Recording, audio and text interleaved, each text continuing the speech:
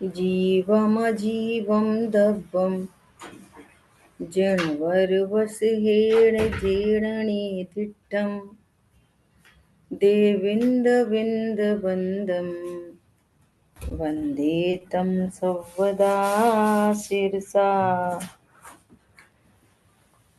द्रव्य संग्रह जी ग्रंथ गाथा नंबर 56 पर हम लोग स्वाध्याय कर रहे हैं।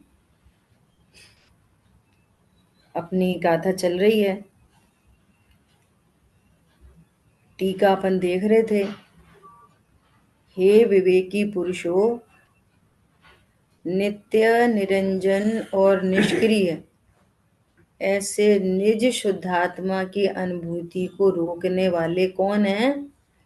ये शुभाशुभ चेष्टा रूप काय व्यापार और शुभाशुभ, देखो दोनों ले रहे हैं, शुभ और अशुभ, है ना।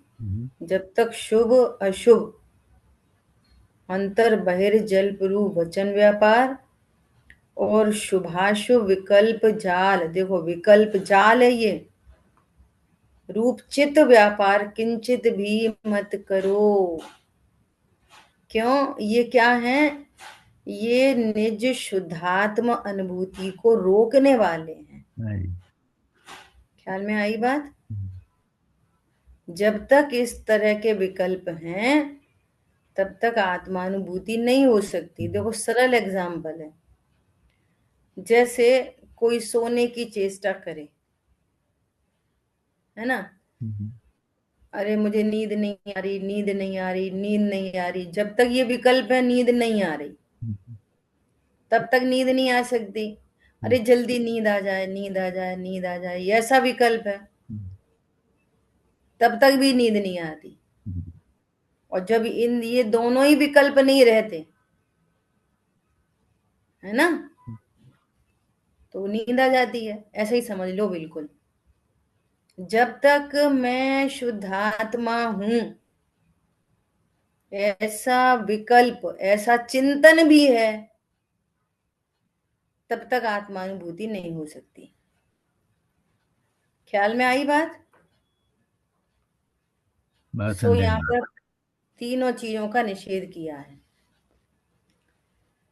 ठीक है। तो कल अपने थोड़ी सी बात करनी थी चिंतन। यहाँ पे कह रहे हैं चित्त व्यापार, चिंतन भी मत करो।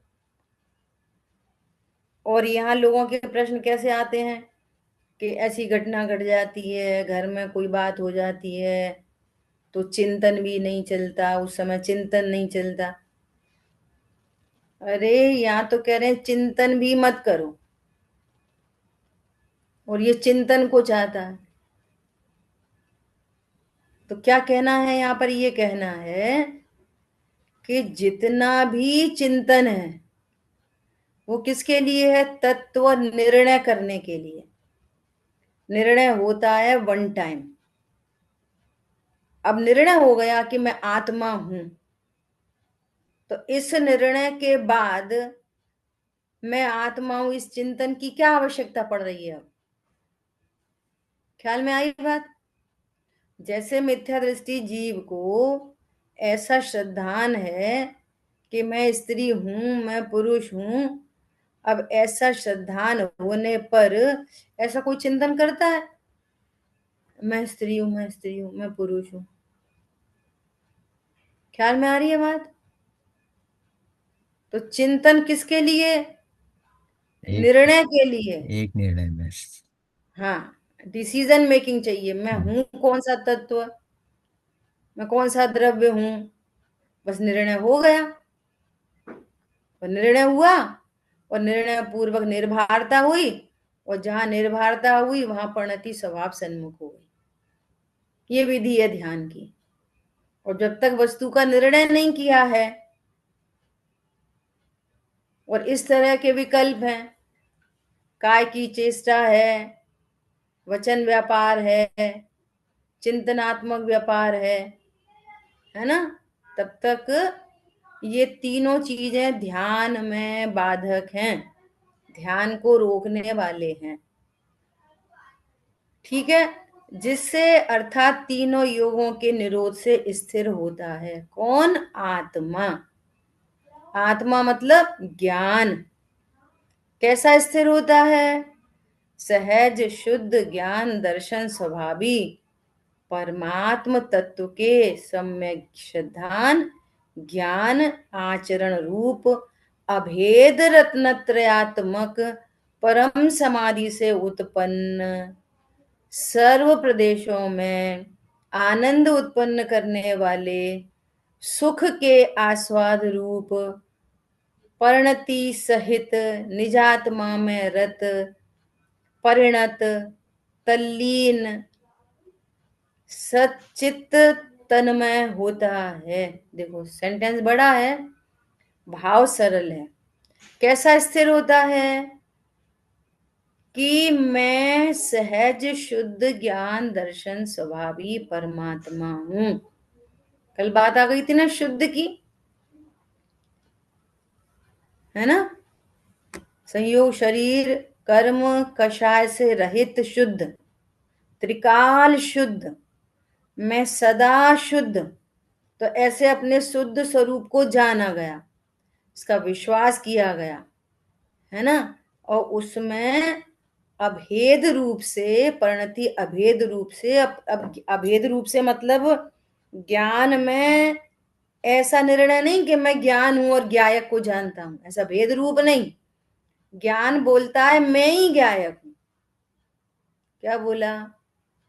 मैं ज्ञान हूं और मैं ज्ञायक को जान रहा हूं। मैं ज्ञान हूं, मैं आत्मा को जान रहा हूं, ऐसा भेद रूप नहीं। मैं ही आत्मा हूं। ख्याल में आए? ऐसा ये अभेद, ऐसा अभेद रत्नत्रयात्मक परम समाधि से उत्पन्न। ऐसा होने पर क्या होता है कि सर्व प्रदेशों में आनंद उत्पन्न होता है, सुख उत्पन्न होता है और उसका आस्वाद होता है, मतलब ज्ञान उसको भी जानता है। ख्याल में आई बात? कल बात आई थी, जब तक ज्ञान में पर गे अशुभ हो कि शुभ रूप हो, जब तक पर गे ज्ञान में होते हैं, उनका लक्ष्य होता है, तो नियम से राग द्वेष उत्पन्न होते हैं। और जब ज्ञान में स्वगे ध्येय रूप से होता है, तो उस समय आनंद प्रकट होता है, राग द्वेष उत्पन्न नहीं होते। क्या उत्पन्न होता है? आनंद उत्पन्न होता है। तो वो आनंद की उत्पत्ति सम्यक दर्शन को प्रसिद्ध करती है। क्या कहा? मुझे सम्यक दर्शन हुआ, मुझे सम्यक दर्शन हुआ है। इसकी प्रसिद्धि कैसे होगी? आनंद से। आनंद प्रकट अतीन्द्रिय हो तो आनंद। सम्यक दर्शन। हाँ, सर्व प्रदेशों में अतीन्द्रिय आनंद प्रकट होता है, तो वो सम्यक दर्शन की घोषणा करता है। ऐसा यह जो आत्मा के सुख स्वरूप में तन्मय पना, वही निश्चय से परम अर्थात उत्कृष्ट ध्यान है। अब देखो तन्मय पने का भी अर्थ समझो। वस्तु द्रव्य गुण पर्यायमयी होने से प्रत्येक द्रव्य अपने गुण पर्यायों से तन्मय ही रहता है। क्या बोला? चीनी की मिठास सदा चीनी से तन्मय ही है। हाँ जी, बहुत कि सुंदर। तन्मय होना है उसको? नहीं, है ही है। तन्मय ही रहता है। हम्म, अब समस्या का क्या है? अज्ञान की, कि वो ज्ञान तन्मय तो है किससे? ज्ञायक से। वो समझ रहा है पर से। इसको ही कहते हैं कि ये पर में तन्मय हो गया, होता नहीं है। क्या बोला? अपने को पररूप जानना ही तन्मयपना है, बाकी तन्मय होता नहीं है। और जब आगम से युक्ति से न्याय से इस बात को समझा, तो पता चला कि अरे मैं तो सदा ही अपने द्रव्य गुण पर्यायों में रहता हूं, मैं कभी पर से तन्मय होता ही नहीं। जब इस बात का पता चला तो क्या हुआ? तब इसको पर्याय की ओर से कहेंगे कि ये तन्मय हो गया। वही निश्चय से परम अर्थात उस उत्कृष्ट ध्यान है। ख्याल में आ गई बात? ऐसा वस्तु सदा ही अपने स्वभाव से तन्मय रहती है, परंतु जो ज्ञान जानता नहीं है, श्रद्धा में विश्वास नहीं है, राग द्वेष की उत्पत्ति होती है, तो कहते हैं ये अपने से तन्मय नहीं है। ख्याल में आ रही है तन्मय, लेकिन जाना नहीं गया ना, तो कहते हैं ये अतन्मय है। और जैसी जान लिया गया, फैक्ट्स को जान लिया गया, जैसा था वैसा जाना गया, तो कहते हैं अब ज्ञान स्वभाव में तन्मय हो गया। अरे बात देखो, समय सार जी में गाथा है संवर अधिकार में। हाँ, क्या कहा? बहुत इंपॉर्टेंट पॉइंट है, ध्यान से सुनना। प्रत्येक आत्मा में ज्ञान है। पंडित साहब का भी स्लोगन है ये। जितनी भी आत्माएं हैं, एक इंद्री, दो इंद्री, तीन इंद्री, निगोद में, सिद्धों में, है ना, मनुष्य में, देवनारगी, सर्व जीवों में क्या है? ज्ञान। सारे ही जीव ज्ञानमयी हैं, परंतु ये ज्ञान अपने को ज्ञानमयी स्वीकार नहीं करता। सर्व जीव कैसे हैं? ज्ञानमयी। पर ज्ञानमयी होने पर भी ज्ञान का आत्मा से, आत्मा का ज्ञान से तादात्म्य संबंध है। क्या बोला? ज्ञान का आत्मा से तादात्म्य संबंध है। चीनी का मिठास से तादात्म्य संबंध है, अलग नहीं किया जा सकता। चीनी को उसकी मिठास से अलग नहीं किया जा सकता। ऐसे ही आत्मा और ज्ञान को अलग नहीं किया जा सकता, सदा ही उनमें तादात्म्य संबंध है। तो सर्व आत्माओं में ज्ञान है, परंतु धन्य है वे जिनके ज्ञान में आत्मा है। ख्याल में आई बात? सम्यक दृष्टि कब होता है? सारी ही आत्माएं ज्ञानमयी है और मिथ्या दृष्टि है, अज्ञानी है। क्यों अज्ञानी है? कि उसके ज्ञान में आत्मा नहीं है। आत्मा में ज्ञान है, लेकिन ज्ञान में आत्मा नहीं है। ख्याल में आ रही है बात? वहां इसको आधार आधे संबंध से बताया। द्रव्य के आश्रय से गुण होते हैं, द्रव्य के आश्रय से पर्याय होती हैं। तो द्रव्य आधार और गुण पर्याय आधे। समझ में आ रही है बात? ठीक है। अब जब वो सम्यक दृष्टि हुआ, तो वहां मामला उलट गया। वहां ज्ञान को आधार कहा और द्रव्य को आधेय कहा। ख्याल में आया? उल्टा हो गया मामला। कैसे? क्योंकि आत्मा में ज्ञान है, तो आत्मा आधे, आधार, और ज्ञानादि गुण आधे। लेकिन जिस ज्ञान में आत्मा है, तो वहां ज्ञान को आधार कह दिया और द्रव्य को आधे। ये संवर अधिकार में गाथाएं हैं। ज्ञान स्वभाव से तन्मय हो गया। तन्मय हो गया मतलब पहले तन्मय नहीं था, तन्मय ही था और जान लिया गया। इस शरीर से, संयोगों से, कर्म से, शब्दों से, कषायों से मेरा आधार आधे संबंध नहीं है। मैं इनसे कभी तन्मय नहीं होता। लेकिन वो ज्ञान कैसा है? जिस ज्ञान में अपने स्वभाव की अस्थि नहीं है और पर की अस्थि स्वीकार करता है। निखिल जड़ता दिखती सप्राण और चेतना अपने से अनजान। सबका भरोसा है, पत्नी, बच्चे, दुकान, मकान, भले वे अनित्य हैं तो भी उनका भरोसा है। और अपना ही भरोसा नहीं है जो सदा है, नित्य है। ख्याल में आई बात? सो यहां पर कह रहे हैं कि जब वो तीनों योगों के निरोध के द्वारा जब अपने स्वभाव में स्थिर होता है तो आनंद सर्व प्रदेशों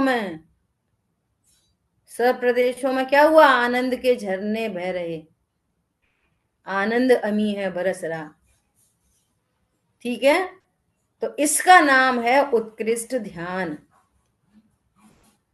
उस परम ध्यान में स्थित जीवों को जिस वीतराग परमानंद रूप सुख का प्रतिभास होता है। देखो आचार्य देव कैसे एक एक शब्द को मोल तोल करके मोतियों जैसा पिरोते हैं।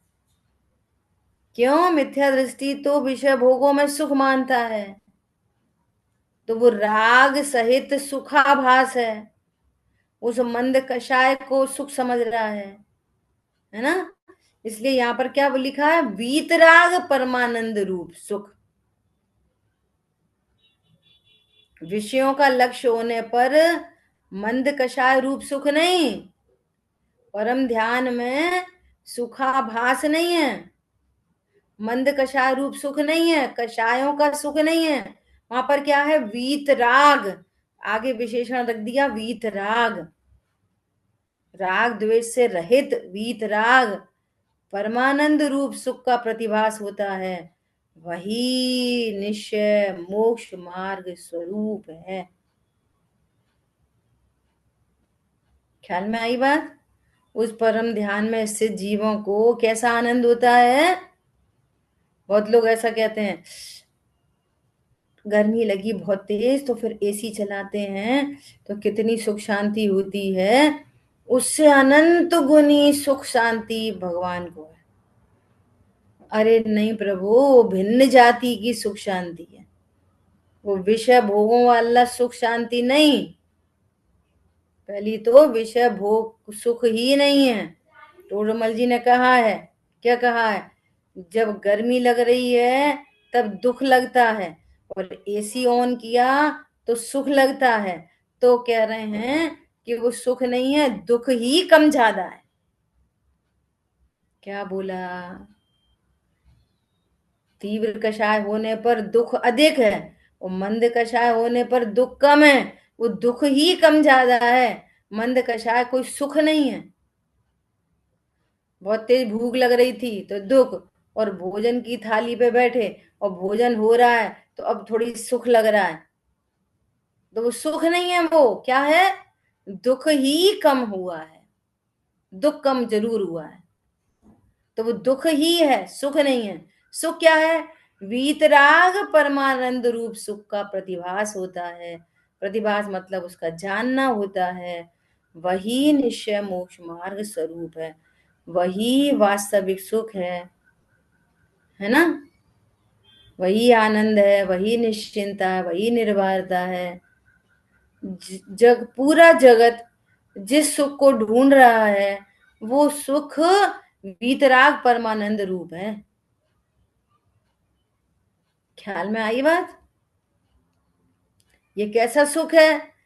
जो सुख पूर्णता को प्राप्त होएगा। और जिस जिस सुख को दुनिया समझ रही है वो सुख तो क्षण क्षण जिसका अभाव हो जाता है, फिर दुख उत्पन्न होता है, तो वो दुख ही तीव्र मंद होता रहता है, उसकी कभी सुख की वृद्धि नहीं होती, वो दुख में कन्वर्ट हो जाता है। बहुत इंपॉर्टेंट बात है। भूख लगी और भोजन हुआ तो दुख कम हुआ, है ना, और फिर थोड़ी देर बाद वही दुख ज्यादा हो गया। और यहाँ पर जो परमानंद उत्पन्न हुआ इसकी क्या होगी?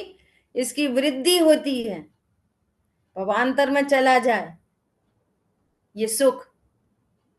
बोलो अभी अभी भोजन भोजन की क्रिया होते होते भोजन करते करते और मान लिया वो भवांतर में चला जाए, समझो वहीं देह का विलय हो जाए, तो यहाँ का किया हुआ भोजन अगली पर्याय में काम आएगा? अरे अभी इधर ही सुबह शाम काम नहीं आता, हाँ, नहीं आएगा। तो उसका क्या हो जाता है? वो जो अभी सुख लग रहा था वो दुख में बदल जाता है, वही दुख कम ज्यादा होता रहता है।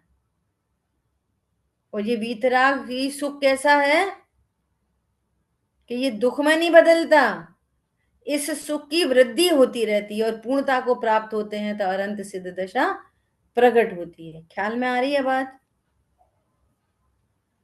ऐसा देखो, यहाँ पे किसी मनुष्य भव में किसी जीव ने रत्नत्रय प्रकट किया, है ना, ऐसा परम ध्यान हुआ उसको, निश्चय मोक्ष में प्रकट हुआ। अब यहाँ पर तो पूर्णता का भी काल ऐसा, यहाँ पूर्णता होती नहीं है। अब मान लिया वो जीव देवगति में चला गया, तो ये जो सुख शांति प्रकट हुई है ये कंटिन्यू रहेगी। अब वहां आयु क्षय करके आएगा, है ना, तो इसकी वृद्धि कर लेगा पंचम गुण स्थान, फिर साधु दशा, अनंत दशा, सिद्ध दशा, इसकी वृद्धि हो जाएगी। और वृद्धि पूर्वक फिर क्या होगा? पूर्णता हो जाएगी। ये ऐसा परमानंद सुख है। बोलो, विषय भोगों का ऐसा कौन सा सुख है? ख्याल में आ रही है? ये नक्की करना, ये सुख नहीं है, दुख ही कम हुआ है, दुख ही कम हुआ है बस। और ये कम दुख वापस तीव्र दुख में बदल जाएगा, ये कभी शांति को लेके नहीं आएगा। अभी ये पंडित साहब की नई पुस्तक निकली है ना, उसमें छोटे छोटे छोटे संस्मरण बताए हैं। इसका, इस पुस्तक का नाम है, ये अभी अभी आई है, इसका नाम है प्रेरणा दीप। देखो, दिख रही है सबको? इस पुस्तक का नाम है प्रेरणा दीप, अभी अभी आई है ये छप के, है ना। इसमें इसमें एक संस्मरण ऐसा अभी मुझे याद आ गया कि पंडित साहब के पास में एक भाई बैठे, तो उनसे पंडित साहब ने पूछा कि बताओ, स्त्री से सुख होता है कि पुरुष से सुख होता है? तो सामने वाला व्यक्ति चुप हो गया। तो पंडित साहब ने बोला कि पुरुष स्त्री की ओर देख रहा है कि मैं सुखी हो जाऊंगा, और स्त्री पुरुष की ओर देख रही है कि मैं सुखी हो जाऊंगा। ख्याल में आ रही है? तो दो दुखी, तो दुख प्लस दुख इक्वल टू दुख डबल होगा कि सुख हो जाएगा। और वही स्त्री पुरुष की ओर लक्ष्य ना करके स्वभाव की ओर लक्ष्य करे, तो अपने स्वभाव के आशय से अभी सुखी हो जाए। पुरुष भी स्त्री का लक्ष्य ना करे, अपने स्वभाव का लक्ष्य करे, तो अभी सुखी हो जाए। ख्याल में आ रही है बात? तो सुख का आधार कौन है? सुख स्वरूपी आत्मा। ऐसा निर्णय करना चाहिए, और ऐसे निर्णय पूर्वक जब प्रणति स्वभाव सन्मुख होती है तो इन मन वचन काय का निरोध होता है, और मन वचन काय के निरोध पूर्वक परम ध्यान उत्पन्न होता है, और इस परम ध्यान को ही निश्चय मोक्ष मार्ग कहते हैं। अब उसके पर्यायवाची नाम कहे जा रहे हैं, ठीक है। वह अन्य किस किस पर्यायवाची नामों से कहा जाता है वही कहते हैं। क्या क्या कहते हैं? शुद्धात्म स्वरूप है, वही परमात्म स्वरूप है, वही एक देश प्रगटता रूप विवक्षित, एक देश शुद्ध निश्चय से स्वशुद्धात्मा के संवेदन से उत्पन्न सुखामृत रूपी जल के सरोवर में रागादि मल रहित होने के कारण परम हंस स्वरूप है। उस मोक्ष मार्ग को, उस रत्नत्रय को, उस परम ध्यान को और क्या क्या कहते हैं? स्वसंवेदन रूप कहते हैं। ख्याल में आ रही है बात? वीतराग रूप कहते हैं, शुद्धात्म स्वरूप कहते हैं, ऐसे अनेक नाम, यहाँ बहुत सारे नाम दिए हैं नीचे के पैराग्राफ में पूरा। उस एक देश व्यक्ति रूप शुद्ध न के व्याख्यान को परमात्म ध्यान भावना की नाम माला में यथा संभव सर्वत्र योजन करना। अभी आप में से कोई पढ़ेगा, नीचे बहुत सारे नाम दिए हैं, आप में से कोई पढ़ो। और कौन कौन है यहाँ पर? मुझे तो कुछ लोग दिखाई नहीं दे रहे, बताना इसमें ऑन कौन करके। पढ़ना चाहेगा? यहाँ पर प्रीति ये है, कई लोग हैं। मैं हाँ। पढ़ूं? हाँ पढ़िए। और वही परम ब्रह्म स्वरूप है, वहां से पढ़ूं? हाँ जी। वही परम ब्रह्म स्वरूप है, वही परम विष्णु स्वरूप है, वही परम शिव स्वरूप है, वही परम बुद्ध स्वरूप है, वही परम जिन स्वरूप है, वही परम स्वात्मोपलब्धि लक्षण सिद्ध स्वरूप है, वही निरंजन स्वरूप है, वही निर्मल स्वरूप है, वही स्व संवेदन ज्ञान है, वही परम तत्व ज्ञान है, वही शुद्धात्म दर्शन है, वही परमात्मा परम अवस्था रूप परमात्मा का स्पर्शन है, वही ध्येय भूत शुद्ध परिणामिक भाव है, भाव रूप है, वही ध्यान भावना स्वरूप है, वही शुद्ध चारित्र है, वही परम पवित्र है, वही अंतः तत्व है, वही परम तत्व है, वही शुद्धात्म द्रव्य है, वही परम ज्योति है, वही शुद्ध आत्मा की अनुभूति है, वही आत्मा की प्रतीति है, वही आत्मा की संवृत्ति है, वही स्वरूप की उपलब्धि है, वही नित्य पदार्थ की प्राप्ति है, वही परम समाधि है, वही परम परमानंद है, वही नित्यानंद है, वही सहजानंद है, वही सदानंद है, वही शुद्धात्म पदार्थ के अध्ययन रूप है, वही परम स्वाध्याय है, वही निश्चय मोक्ष का उपाय है, वही एकाग्र चिंता निरोध है, वही परम बोध है, वही शुद्धोपयोग है, वही परम योग है, वही भूतार्थ है, वही परमार्थ है, वही निश्चय पंचाचार है, वही समय सार है, वही अध्यात्म सार है, वही समता आदि निश्चय षडावश्यक रूप है, वही अभेद रत्नत्रय स्वरूप है, वही वीतराग सामयिक है, वही परम शरण उत्तम मंगल है, वही केवल ज्ञान की उत्पत्ति का कारण है, वही समस्त कर्मों के क्षय का कारण है, वही निश्चय चतुर्विद आराधना है, वही परमात्मा की भावना है। सॉरी सॉरी, मुझे डिस्टरबेंस हो गई थी वही बात में। शुद्धात्मा की भावना से उत्पन्न सुख की अनुभूति परम कला है। परम कला है। वही दिव्य कला है, वही परम अद्वैत है, वही परम अमृत रूप परम धर्म ध्यान है, वही शुक्ल ध्यान है, वही रागादि विकल्प रहित ध्यान है, वही वही निश्चल।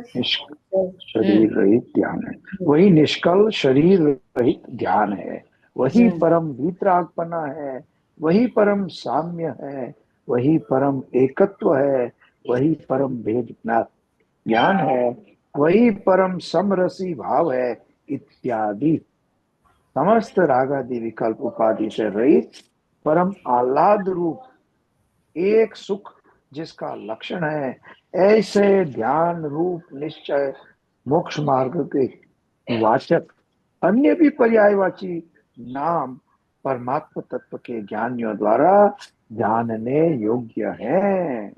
बहुत अच्छा।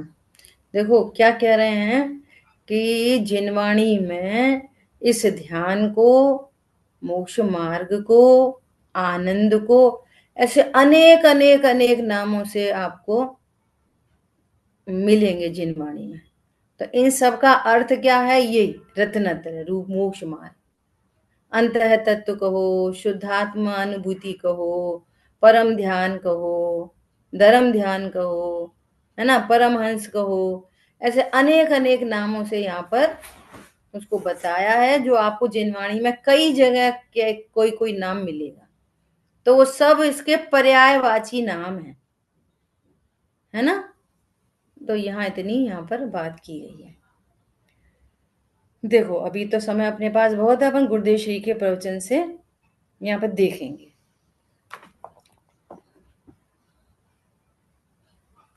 देखो दीदी, ये जो टीका थी, ये ओरिजिनल ब्रह्मदेव सूरी के शब्दों का ही अनुवाद था? बिल्कुल उनके ही शब्द। हाँ बराबर, उन्हीं के शब्द। हाँ, अच्छा, हाँ दीदी एक प्रश्न था, दीदी पूछूं? हाँ बोलिए। हाँ, इसमें ब्रह्मा विष्णु शिव स्वरूप ही कहा है, तो ऐसा क्यों? ये तो हिंदुओं के देवताओं के नाम है। हाँ देखो, ब्रह्मा कहते हैं ना, जैसे सृष्टि का रचयिता और सृष्टि को मेंटेन करने वाला, है ना, ब्रह्मा विष्णु महेश ऐसा बोलते हैं ना। तो ऐसे उसका अर्थ यहाँ पर क्या क्या लेना, कि परम ब्रह्म स्वरूप अर्थात सुख स्वरूप। ये जो परम ध्यान है वो कैसा है, जिसने सुख की सृष्टि की रचना कर दी, तो उसको ब्रह्म बोल दिया। हमने वहां कहा है ना, बुद्धि वीर जिन हरिहर ब्रह्मा, या उसको स्वाधीन कहो। कोई भी नाम रख दो, उससे हमें कोई प्रयोजन नहीं। ये तो भगवान के लिए कहे गए हैं वहां पर। कंडीशन क्या है, जो सर्वज्ञ और वीतरागी हैं वे हमारे भगवान हैं। अब तुम्हें ब्रह्मा कहो, विष्णु कहो, महेश कहो, या और स्वाधीन कहो, परमानंद, जो नाम देना है दे दो। शर्त क्या है कि वीतरागी और सर्वज्ञ होने चाहिए। ख्याल में आई बात? ऐसा ऐसे ही यहां पर कह रहे हैं कि आप अंतः तत्व कह दो, परम ब्रह्म स्वरूप। जैसे कहते हैं ना ब्रह्मचर्य, ब्रह्मचर्य मतलब क्या, ब्रह्म स्वरूप में चर्या, सो ब्रह्मचर्य। निश्चय ब्रह्मचर्य तो क्या है, ब्रह्म स्वरूप में चर्या, ब्रह्म स्वरूप में आचरण। तो ब्रह्म स्वरूप में आचरण, और ब्रैकेट खोलना पड़ेगा, डिकोडिंग करनी पड़ेगी। ब्रह्म स्वरूप में आचरण मतलब कि मैं ब्रह्म स्वरूप हूं ऐसा ज्ञान, विश्वास और आनंद, उसका नाम ब्रह्मचर्य है।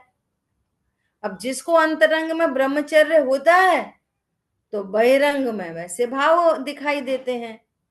जिनको कुशील आदि नहीं होता, मैथुन सेवन नहीं होता, ऊंची ऊंची प्रतिमाओं में जाके। चौथे गुण स्थान में आंशिक ब्रह्मचर्य है, पंचम गुण स्थान में ब्रह्मचर्य की वृद्धि है, और फिर आगे की प्रतिमाओं में जाकर वो ब्रह्मचर्य अनुव्रत के धारी होते हैं, और मुनिराज ब्रह्मचर्य के महाव्रती होते हैं। तो ब्रह्म शब्द भी कहां से आ रहा है, ब्रह्म मतलब आत्मा, ब्रह्म मतलब आत्मा, ऐसा। तो उस आत्म स्वरूप में चर्या, तो आत्म स्वरूप में चर्या होने पर क्या होएगा, सुख होगा, आनंद होगा। तो उसी को यहाँ पर परम ब्रह्म स्वरूप कह दिया। बस ऐसी, इसलिए वहां पर इसको पर्यायवाची नाम दे रहे हैं। आप इसको परम ब्रह्म स्वरूप कहो कि स्वात्मोपलब्धि कहो। देखो आगे चौथे पांचवें नंबर पे क्या कहा है, वही परम बुद्ध स्वरूप है। बुद्ध स्वरूप, बुद्ध मतलब बुद्धि मतलब ज्ञान, ज्ञान स्वरूप है या बुद्ध स्वरूप है। वही परम जिन स्वरूप है, भगवत स्वरूप है। और वही स्वात्मोपलब्धि लक्षण सिद्ध स्वरूप है। सम्यक दर्शन होने पर क्या हुआ, अरे निज आत्मा की उपलब्धि हो गई। जिस आत्मा से दूर था ज्ञान, अपने को स्वीकार नहीं कर पा रहा था, अब उस ज्ञान में ये पता चला मैं आत्मा हूं। तो क्या उपलब्धि हुई, कि स्वात्म उपलब्धि हो गई, अपनी आत्मा की उपलब्धि हुई। तो आत्मा की उपलब्धि होने पर क्या हुआ, परमानंद प्रकट हुआ। ये जीव दुखी क्यों है, कि अपने को ध्रुव की स्वीकृति नहीं होना ही दुख है। ऐसे मिथ्याद्र ज्ञान चरण वश भ्रमत भरत दुख जन्म मरण। दुख क्या है, दुख मतलब मिथ्याचारित्र। दुख मतलब त्रिकाली ध्रुव भगवान आत्मा को भूलना ही दुख है। खाने पीने, लड़ाई झगड़ा, पैसा नहीं है, शरीर में रोग है, बीमारी है, ये इससे तो दुख होता ही नहीं है। दुख कैसे होता है? मिथ्यात्व से, अज्ञान से। राग द्वेष इटसेल्फ दुख है, मिथ्याचारित्र दुख है। ख्याल में आई बात? और अज्ञान मिटा, मोह मिटा, राग द्वेष का अभाव हुआ, तो क्या उत्पन्न हुआ?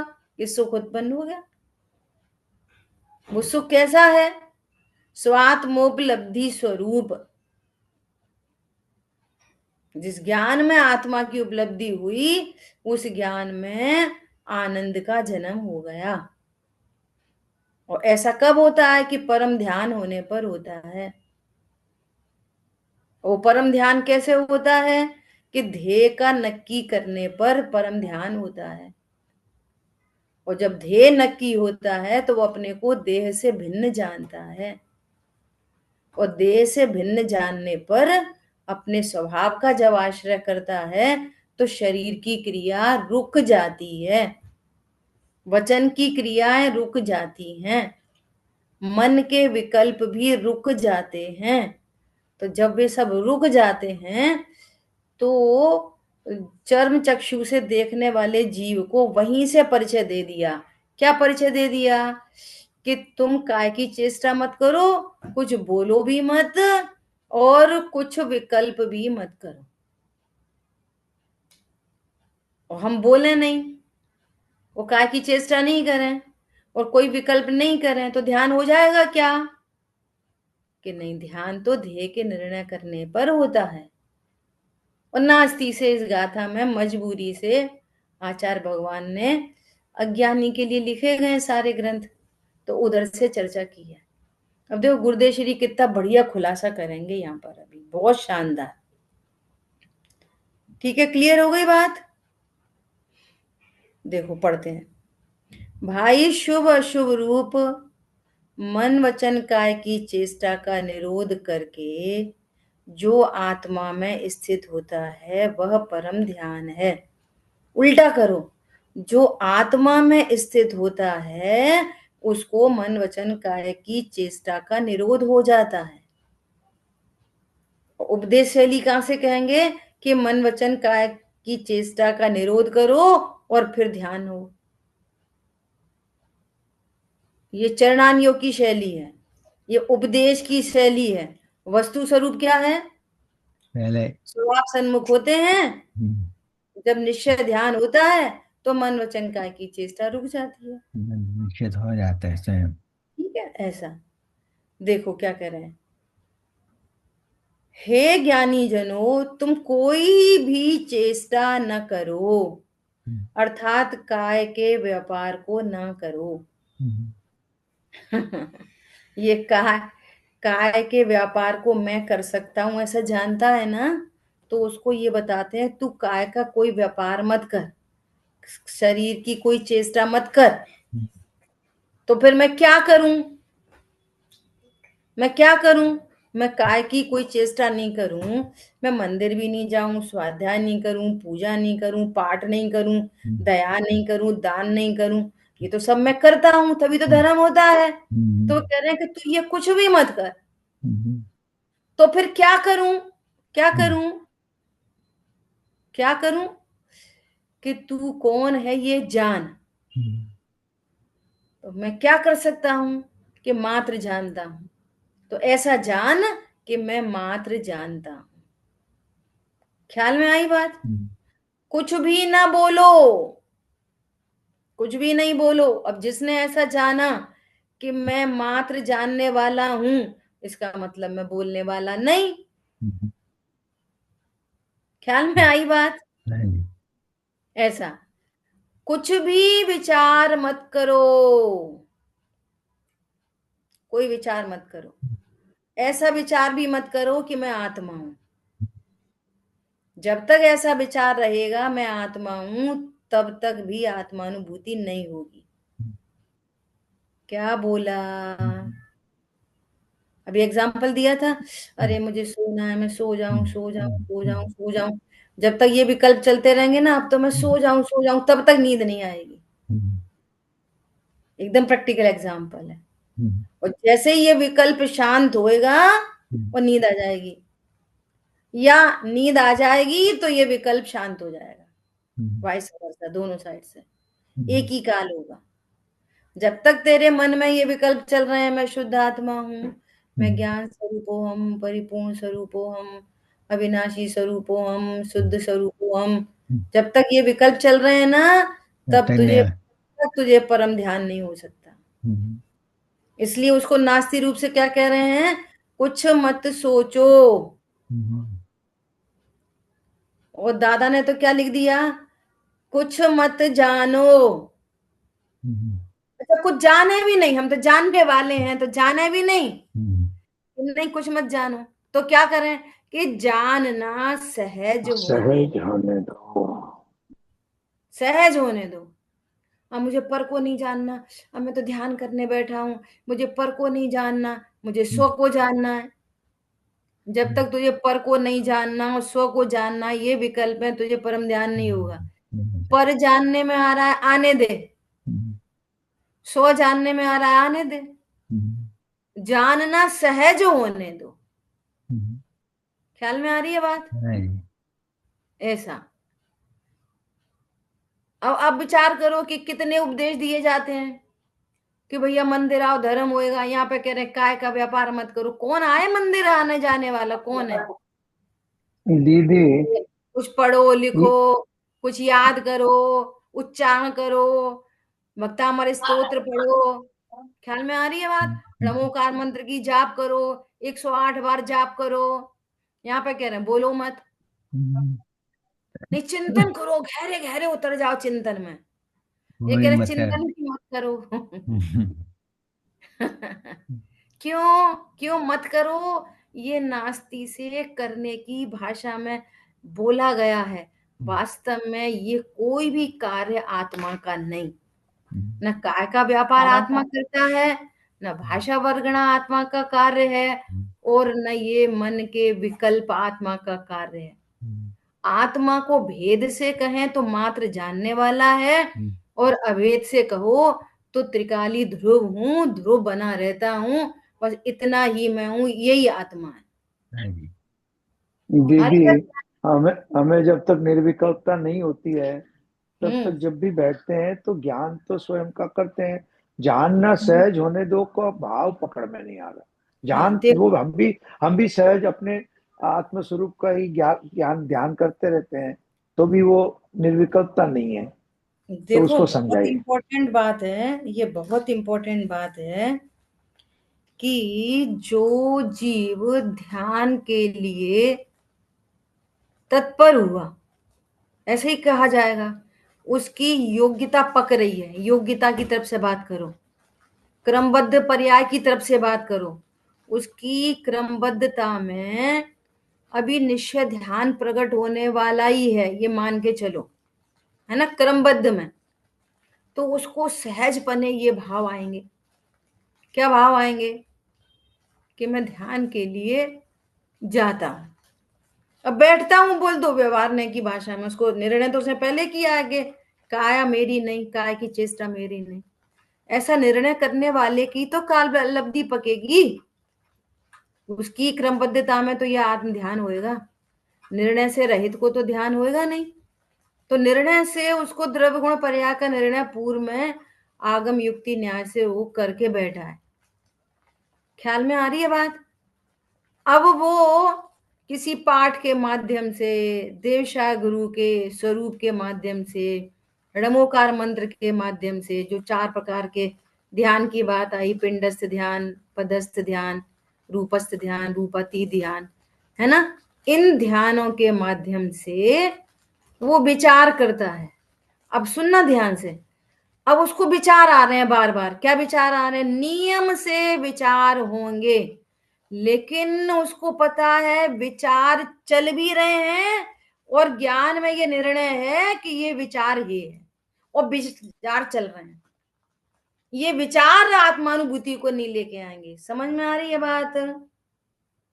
विचार चल रहे हैं और ज्ञान में पूर्व से निर्णय है कि विचार है।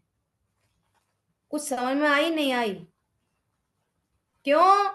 ये विचार आत्मानुभूति में बाधक है। मैं सो जाऊं, अरे बहुत देर हो गई, सो जाऊं, तो ये सो जाऊं का विकल्प नींद में बाधक है। परंतु होता है, मैं परिपूर्ण हूं, मैं शुद्धात्मा हूं, ये विचार जब तक चल रहा है और चलते चलते मन पावे विश्राम। क्या बोला? वस्तु स्वरूप विचारते मन पावे। पहले वस्तु स्वरूप का ही विचार चल रहा है, चलता ही है, और ज्ञान उसको जानता है कि ये है, और फिर भी चल रहा है। समझ में आ रही है बात? और मन पावे विश्राम, रस स्वादत सुख उपजे अनुभवता को नाम। कितना क्लियर है? तो वस्तु स्वरूप का विचार उसको चलेगा। वस्तु स्वरूप के विचार से पहले देवशागुरु का विचार चल सकता है, किसी का विचार चल सकता है, कोई कुंद कुंदाचार्य भगवान की कोई गाथा का विकल्प लेके बात हो सकती है। इस गाथा में आचार्य देव क्या कह रहे हैं? अमृतचंद आचार्य देव कह रहे हैं, आत्मा ज्ञानम स्वयं ज्ञानम ज्ञानादन्यत करोति किम। ओहो प्रभु, मैं आत्मा हूँ, ज्ञान के सिवा क्या करता हूँ? ख्याल में आ रही है? और बस वो क्रमबद्धता में वो विचार विश्राम को पाएंगे और ज्ञान पर्याय स्वभाव सन्मुख होगी। तो उसको कहा जाएगा कि इसने मन के विचारों को भी रोका और स्वभाव सन्मुख हुआ। ये करने की भाषा बोली जाती है, और इसी का नाम है सहज जानना होने दो। क्या कहा?